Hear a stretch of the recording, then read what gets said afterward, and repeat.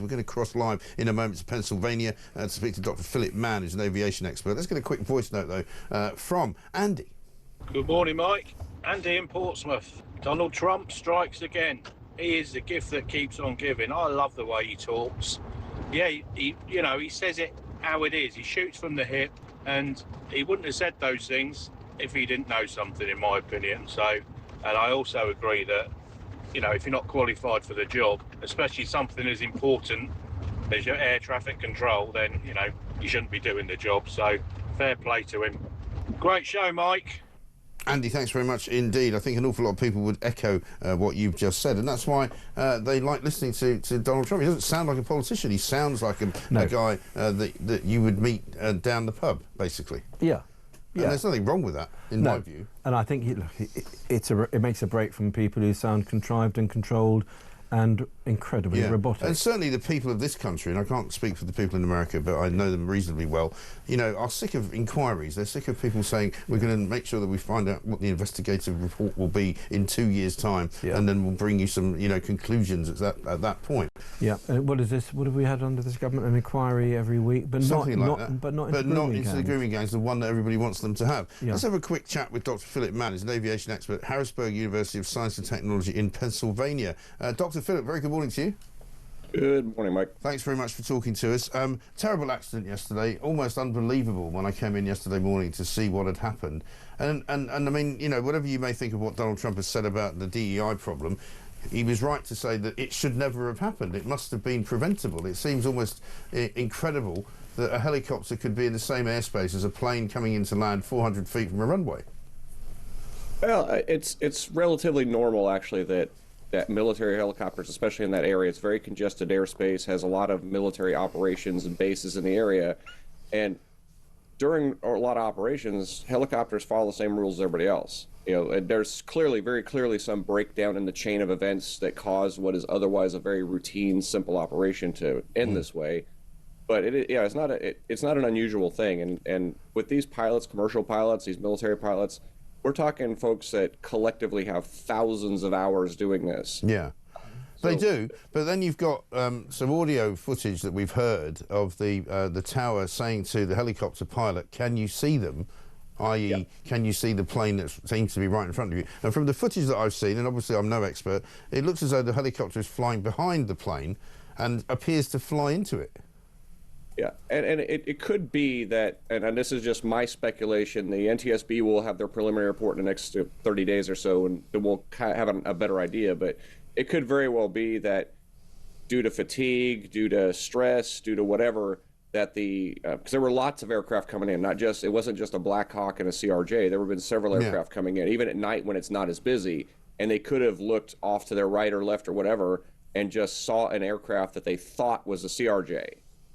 And it was just a different plane. They just didn't see, same as somebody would drive across an intersection, not see somebody stepping into the intersection. Well, they're looking for the car behind them. They're not looking for the person. So this walking. is a slightly more devastating result, I'm afraid, from running into somebody in a car. I mean, that's the point. And I think the point that Trump was making as well is that, if these are very sensitive and dangerous situations, then you must have people who are not going to suffer from stress or be tired or be in some way, distressed about something that's going on in their home. In the end result of something like this is that 67 people are dead. It is, and it is a constant battle in the air traffic space, and this is true. Air traffic controller qualifications are comparable to what commercial airline pilot qualifications are. Their medical histories, they can't be on any like Benadryl or drugs that would cause them to lose anything like that. But it's a constant battle between the workload and the staffing and the fatigue, and the FAA has put in over the last 10 years or so has put in numerous technologies and reporting systems and new rules to make sure air traffic controllers get their fatigue taken care of, to make sure pilots and air crews get their fatigue taken care of. But we're also told that there was a shortage of staff on the night as well.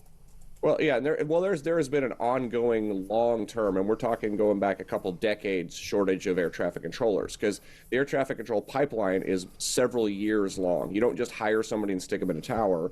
You hire somebody, you send them through a couple years of training and qualification, maybe get them out to another facility for a couple more years of qualification. It's a long, long pipeline.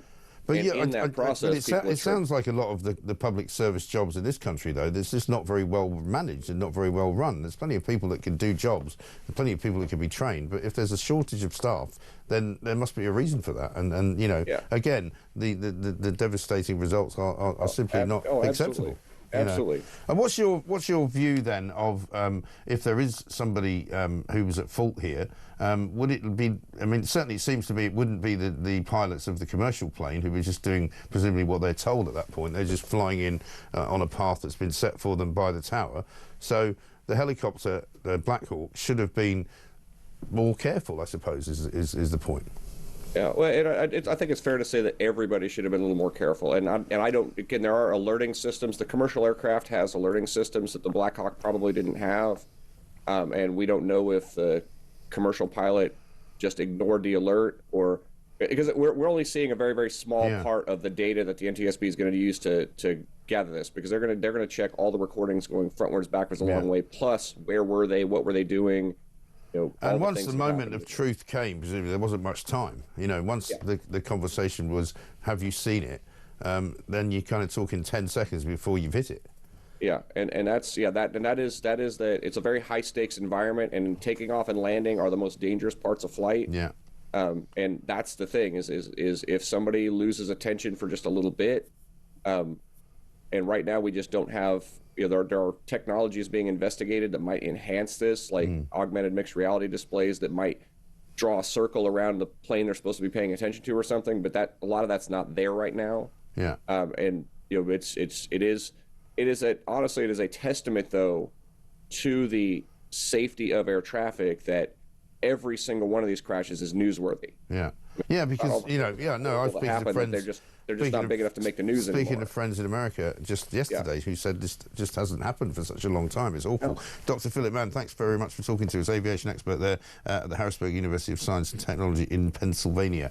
Bob Seeley's here. I mean, it's true, isn't it, Bob? There's not much time. Once they're in the air together, presumably it's a sort of split-second decision-making process that if you get it wrong, that's the result. Yeah, absolutely. I mean, it's interesting what you were saying at the end. The planes don't crash anymore. No. I mean, in the last few years, there's hardly been any crashes in the Western world. And so when this happens, it is massive news because it is just so rare. Right. But it seems pretty much human error here in an incredibly busy airspace. That shouldn't be as busy. But FAA staffing has been a problem for years in the States. And I've read articles about it before. And unfortunately, this seems to be part of that now is that actually. But as I say, it's a modern day malaise. It seems to me, you know, because you think of all the things, places like the NHS. You know, we've always got a shortage of doctors. We've got a shortage of nurses. We also seem to have a shortage of train drivers. We've got a shortage of almost every public sector business that we have appears to be not run very well because they don't have enough people. No, and I mean, to give you an example of dentistry. Dentistry was an issue on the Isle of Wight. We didn't have enough NHS dentists.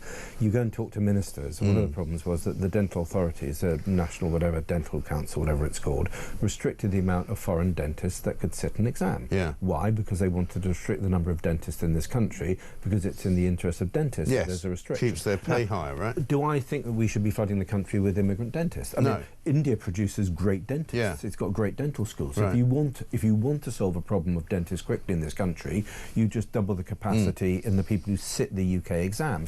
You get them in. You speed up the processes. But again, the NHS process for getting a dentist into the NHS is more complex, more bureaucratic than getting someone into private practice, which seems to be bizarre. Why not have the same process? Why not speed these processes Similarly, the same problem in the medical doctor business, isn't there? Because the BMA have limited the numbers of people that they want to train as doctors because they want to keep their prices high. You know, and look, we didn't take on vested interests enough. I think that is now clear. But And then once you're in that place, it takes a very long time to turn it around. It's like a supertanker, isn't it? It is. And we, I think the reason why people, even people who may not like Trump particularly, are impressed by what's happening in America and like people like J.D. Vance is because he's just getting things done. He's just signing these executive orders. So we're going to do this, we're going to do this, and people are going to get on with it. I'm sure the state senates, you know, somewhere in New York or California are going to try to fight back. But he's just bulldozing stuff through. And I think a lot of people in this country, including myself, and I was an MP,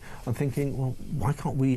Why couldn't we do that? Exactly. I would love to know what the UK equivalent of an executive order is. Is it orders in council? Is it just the fact that we've got to I spoke to someone about this the other day, and they said, well, the thing is they've got a different system there. I said, yeah, but when you have people like Boris Johnson with an 80-seat majority, or Keir Starmer now with 270, surely he can just do what he wants, can't he? But he's not doing it. You can, especially now that we've left the European Union. Yeah. We are no longer, have to sort of doff our caps to Brussels. We can get on and do this stuff. It actually seems to be a crisis of leadership in politics. We're so used to taking the military lead from the States and the political and diplomatic lead from the European Union. We've forgotten what it's like to be an independent country to do this Totally. stuff. I think that's right.